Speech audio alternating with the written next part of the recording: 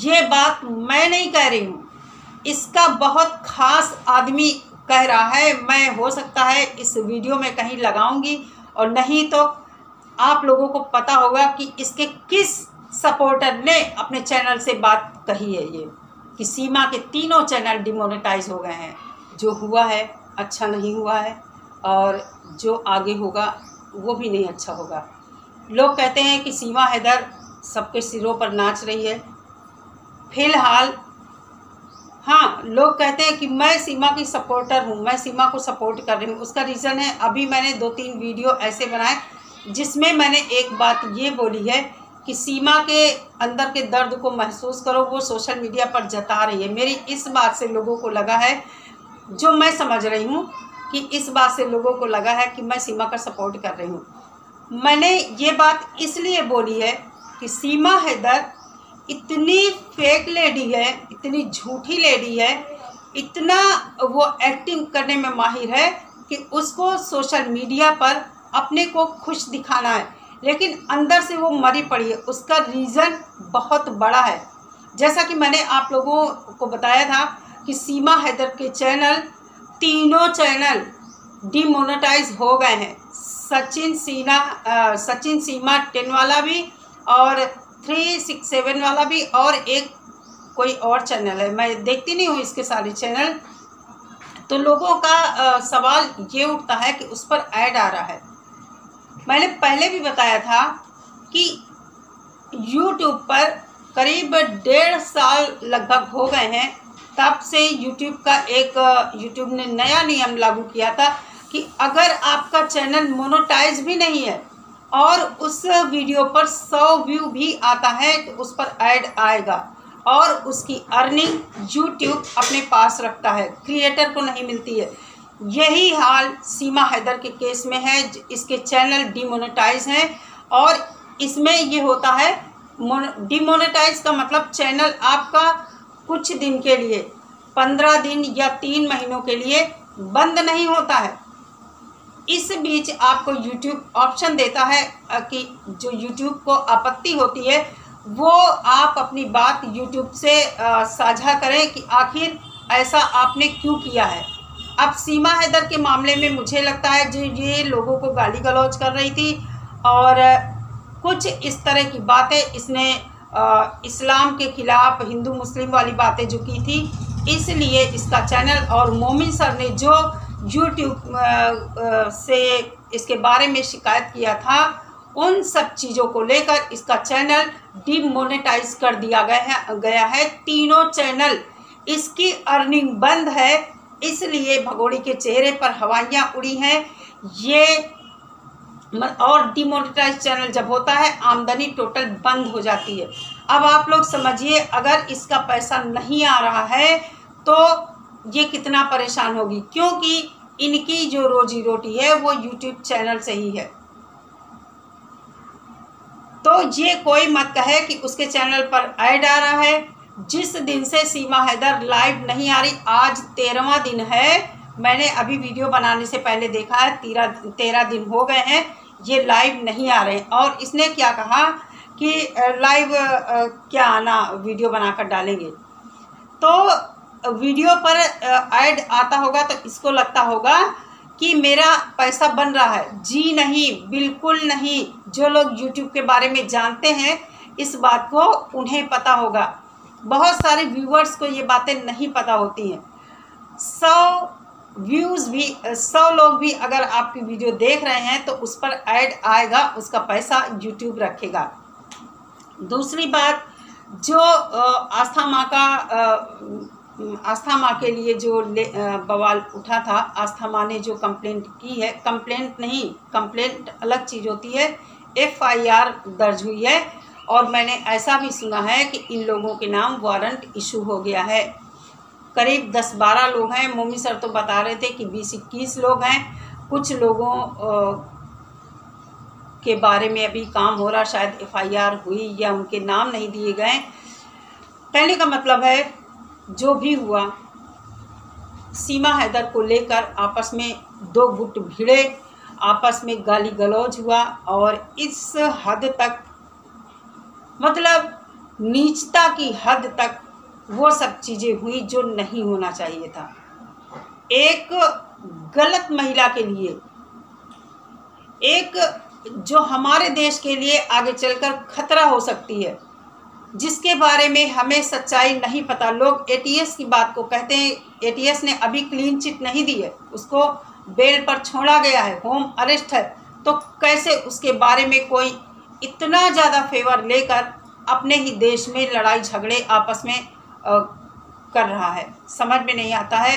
ये बहुत ही कैसी मानसिकता के लोग हैं कि उस गंदी महिला के लिए आपस में लड़ाई झगड़ा, और फिर ऐसा वैसा नहीं।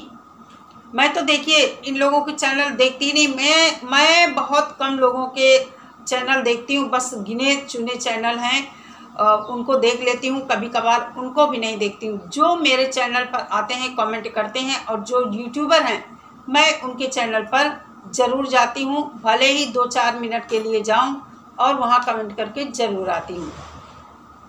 तो कहने का मतलब ये है कि आज हम समाज में ये स्थिति देख रहे हैं, ऐसा हो गया है समाज कि अगर कोई इंसान सच के लिए खड़ा होता है तो लोग उसको किस हद तक गिराते हैं कि कोई लेवल ही नहीं है, झूठ की सीमा ही नहीं है।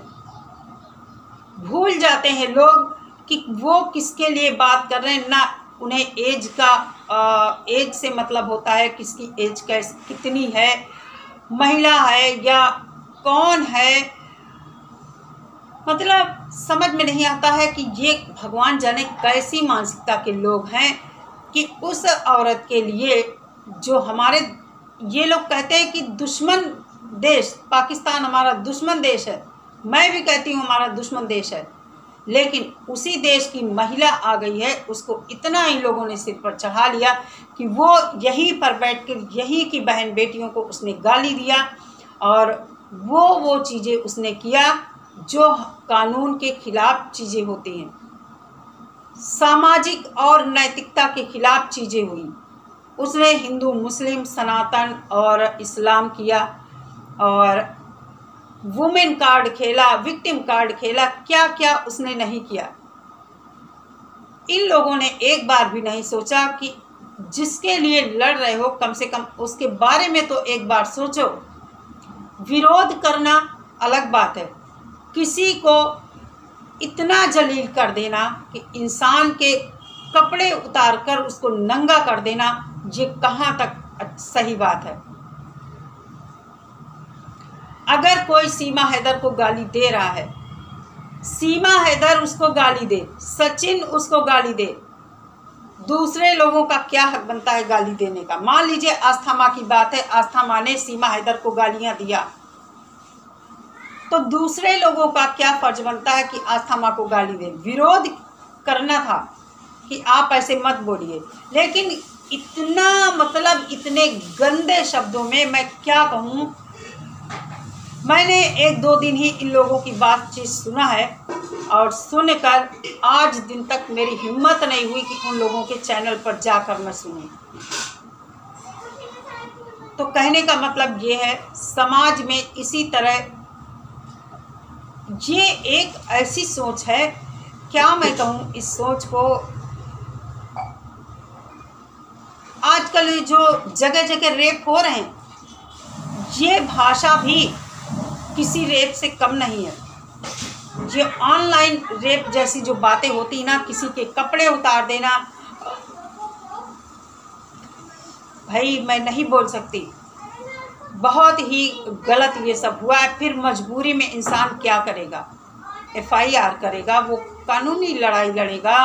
आप लोग जब नहीं मान रहे हो तो ऑप्शन ही नहीं बचता उसके पास कुछ। ऐसे तो आप लोग मुसलमानों का बहुत विरोध करते हो, और यहाँ क्या हुआ, एक भारतीय महिला के बारे में जो भगवा वस्त्र पहने हैं, कम से कम उस वस्त्र का, उस परिधान का तो लिहाज कर लेते। बहुत गलत समाज में एक ये जो 3rd क्लास की सोच पनपी है ना, ये सोशल मीडिया पर गाली देना, कि हमको कौन देख रहा है, मुंह ढक लो, गाली बकते जाओ। बहुत ही गलत बात है, बहुत ही गलत बात है। कुछ लोग मुझसे कहते हैं कि आप लाइव नहीं आती हैं दीदी। क्यों नहीं लाइव आती हूँ? एक तो सबसे बड़ी प्रॉब्लम मेरे सामने है टाइम की। घर के कामों से थोड़ा टाइम मिलता है, अपने लिए भी मैं टाइम निकालती हूँ कि थोड़ा अपने शरीर को भी मुझे आराम देना है।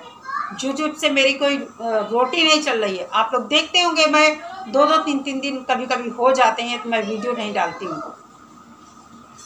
यूट्यूब चैनल मेरे लिए सिर्फ़ और सिर्फ टाइम पास का साधन है, और कोई ये ना सोचे कि यहाँ से मेरी रोटी चल रही है।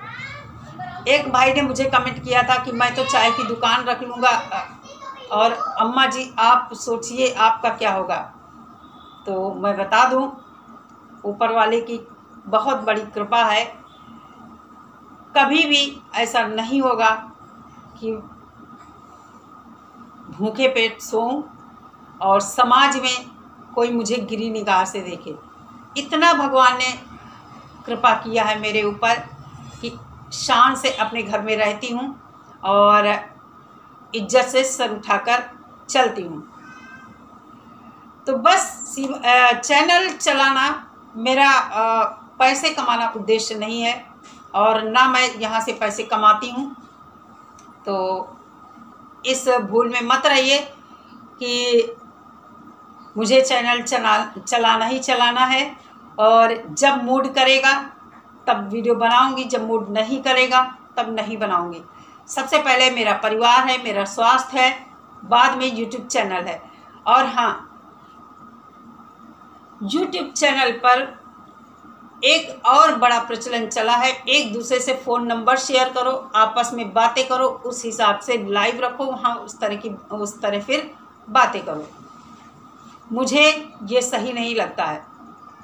आप कहीं ना कहीं अपना नंबर शेयर करके यूट्यूब पर दोस्त बनाते, मैं ऐसा नहीं कह रही यहाँ सभी लोग गलत हैं, लेकिन यहाँ पर 95% मौका परस्त लोग हैं।